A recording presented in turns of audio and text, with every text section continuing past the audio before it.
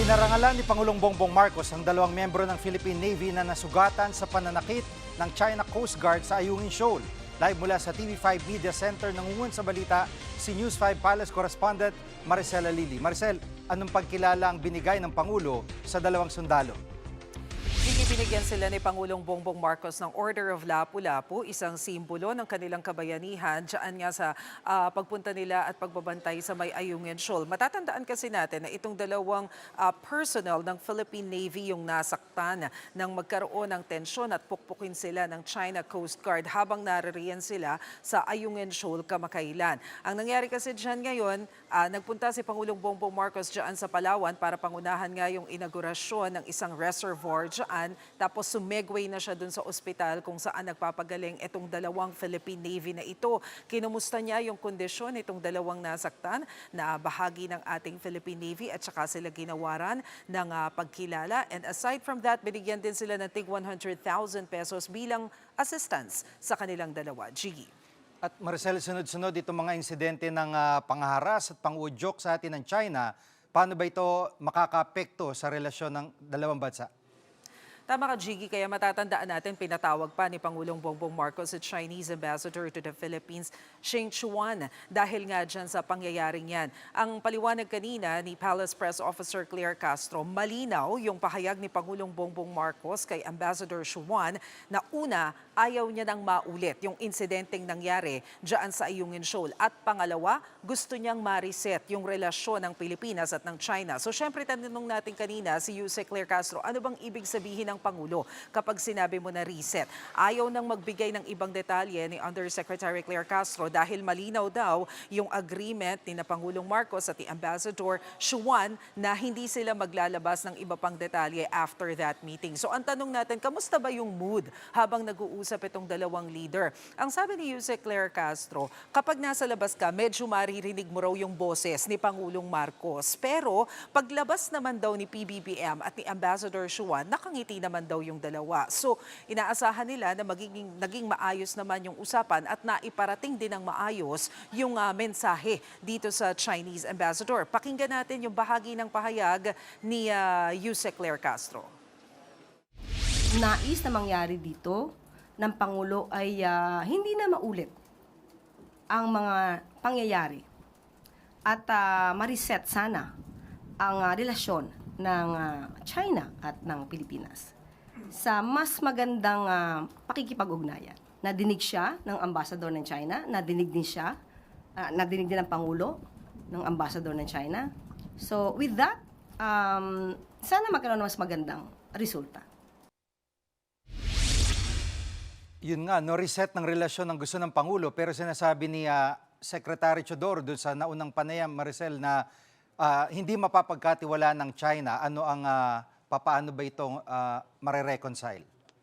Ayun na nga, Gigi. Pero bago ko sagutin yan, maidagdag ko lamang. Yung pulong ni Pangulong Marcos at saka ni Ambassador Chuan, tumagal yan ng 1 hour and 20 minutes. So ganun kahaba yung kanilang naging pag-uusap. Pero patungkol dyan sa tanong mo tungkol kay Defense Secretary Gilbert Chodoro, yes, nakikita natin na bagamat patuloy yung pakikipagdialogo ng Malacanang sa Chinese Ambassador, matapang pa rin talaga yung pahayag ni Defense Secretary Gilbert Chodoro at walang nakikitang dahilan ng Malacanang para i-call ang atensyon ng ating Defense Secretary. Dahil ang paliwanag dyan ni Yusek Claire Castro, malinaw naman kung ano ang mandato ng kalihim ng Department of National Defense at nauunawaan yan ni Pangulong Marcos. Kaya hindi niya ikukol ang atensyon ng kalihim para baguhin ang kanyang messaging. Dahil trabaho daw niya yon.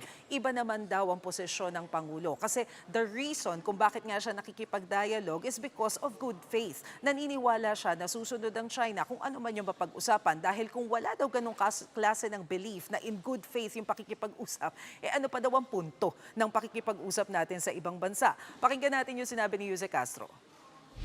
Pero once the President talks to the representative of another country, hindi pwedeng sabihin natin, hindi ako makikipag-usap sa iyo, sinungaling ka. Iba ang estado ng Pangulo, iba ang estado ng Defense Secretary. At Maricel, nakipagpulong din ng Pangulo kay US Secretary of State Marco Rubio. Ano ang kanilang napag-usapan? Well, iba't ibang mga issue, Gigi, na may kinalaman sa pagitan ng Pilipinas at ng US. Pero isa doon sa pinakamahalaga nilang napag-usapan ay yung Pax Silica paradigm. Alam naman natin na isa itong artificial intelligence hub na binubuo ng US kasama yung iba't ibang mga bansa. Kanina, nagsagawa rin ng press briefing ang BCDA sa Malacanang para ipaliwanag kung ano nga ba yung magiging epekto nitong paradigm na ito o itong artificial intelligence hub kapag natuloy na itayo dyan sa may New Clark City. Ang sabi ng BCDA, tinatayang nasa 40 to 70 billion dollars yung posibleng maging investment kapag natuloy ito. Ibig sabihin yan, makakapag-create sila ng mga nasa 130,000 na direct job, bukod pa yung halos 800,000 na indirect jobs. Sa ngayon, nasa more or less 30 companies na yung nagsabi na interesado silang makiisa dito sa itatayong AI hub. Pero ang catch dyan, Gigi, posibleng hindi matapos dito sa terminong ito, itong programang ito, kasi napakahaba talaga ng proseso. Pwede siyang masimula, siguro mga 2028 bago bumaba si Pangulong Marcos dyan sa Malacanang. Pero ang sabi kasi ng BCDA, kapag ganitong klase ng programa, ganitong klase ng proyekto, baka abutin pa yan ng at least 10 years bago makumpleto. Gigi. At napag-usapan din ba sa meeting yung kampanya ni President Trump na buwagin na ang ICC?